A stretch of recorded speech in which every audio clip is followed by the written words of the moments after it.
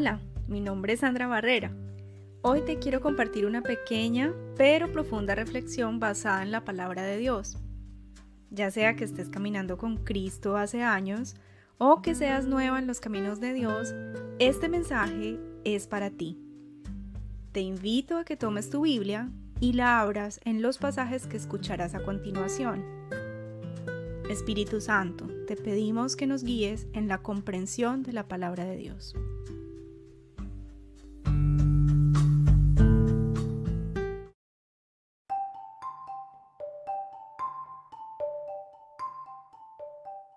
En las 3 primeras partes de este mensaje estuvimos hablando sobre la forma de orar que Jesús le enseñó a sus discípulos según Mateo capítulo 6 y Lucas capítulo 11. En cada mensaje hemos estado explicando el significado de cada frase contenida en esta oración.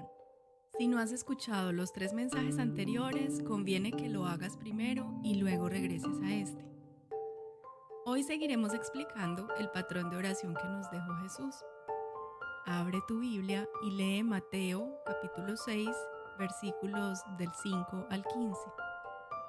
Jesús dijo en el versículo 12: y perdónanos nuestras deudas como también nosotros perdonamos a nuestros deudores. Esta es una oración bastante peligrosa de pronunciar, pero contiene un principio que el Nuevo Testamento se toma muy en serio. Si nosotros somos salvos por gracia, no por nuestras obras, esa misma gracia que nos favoreció a nosotros debemos extenderla hacia las otras personas. Debemos tomar en serio a Dios. En Mateo capítulo 18, versículos del 23 al 35, Jesús relata la historia de 2 hombres que debían dinero. Te invito a que leas esta historia con calma. En ella se cuenta que uno de los hombres debía alrededor de $10 millones y el otro debía unos $18, haciendo la conversión a una moneda actual. El hombre al que se le debía la enorme cantidad perdonó a su deudor.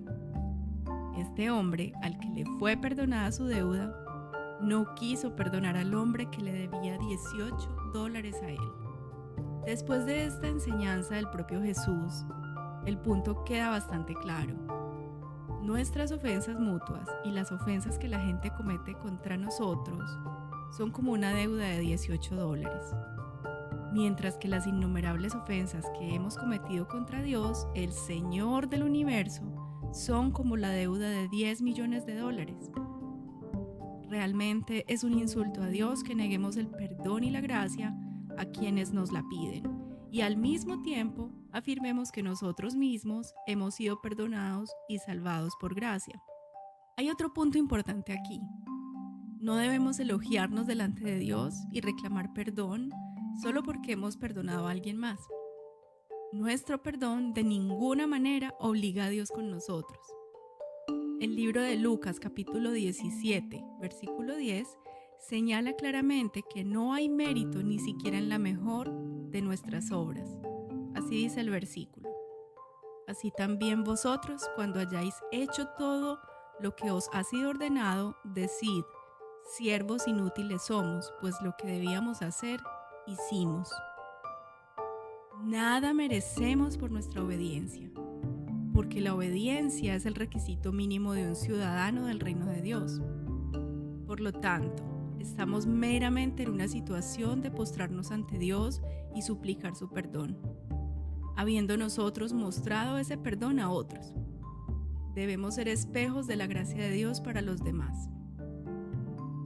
La confesión de nuestros pecados a Dios, según la enseñanza de Jesús, debe ocupar una porción significativa de nuestro tiempo de oración. Debemos orar diariamente por el perdón de nuestros pecados y ser muy específicos con Dios acerca de cada uno de ellos. El libro de Primera de Juan, capítulo 1, versículo 9, dice que si confesamos nuestros pecados, Dios es fiel y justo para perdonarnos y limpiarnos de toda maldad. Aquí esta verdad es muy clara. Dios es fiel y justo para perdonarnos, pero la condición es que confesemos nuestros pecados. Pasando a la siguiente frase de la oración de Jesús, la cual leemos en el versículo 13: y no nos metas en tentación, mas líbranos del mal. A primera vista parece que son dos peticiones separadas, pero no es así. Son dos formas distintas de pedir una misma cosa. Si vamos a Santiago, capítulo 1, versículo 13, encontramos que dice específicamente que Dios no tienta a nadie. Dios nos prueba, pero no nos tienta. Una prueba es para crecimiento, mientras que una tentación tiende al mal.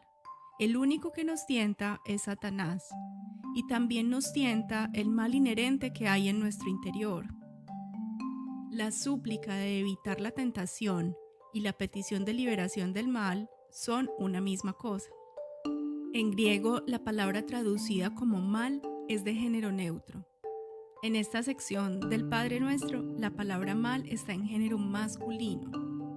Es decir, Jesús estaba diciendo que deberíamos pedirle a Dios que nos libere del maligno, del enemigo, que nos libere de los descontrolados asaltos de Satanás, porque Él quiere destruir la obra de Dios en nosotros.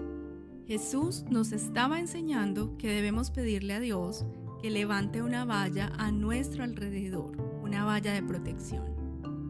Esta petición no es con el propósito de evadir las pruebas de este mundo, sino de protegernos de la abierta exposición a los ataques de Satanás.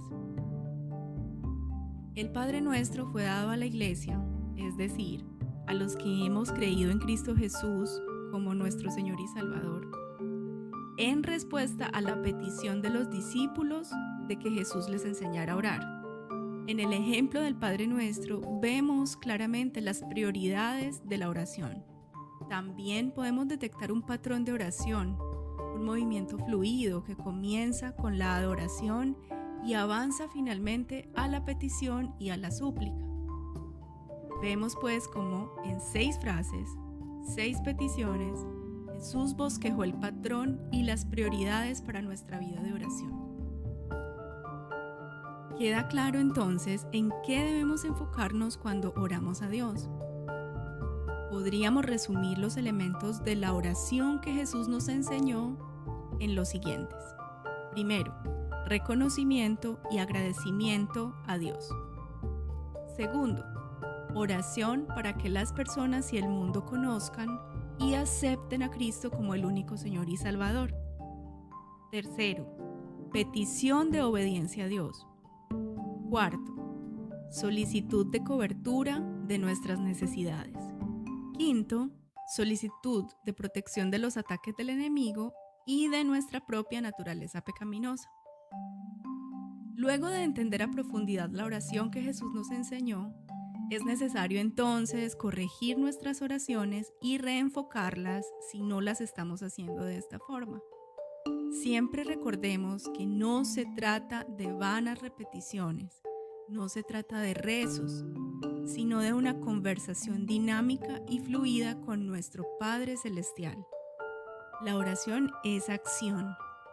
Cuando oramos, no somos observadores pasivos o neutrales. No somos espectadores indiferentes. Invertimos nuestra energía en ello. Profundizaremos en esta última idea en nuestro próximo episodio. No te lo pierdas.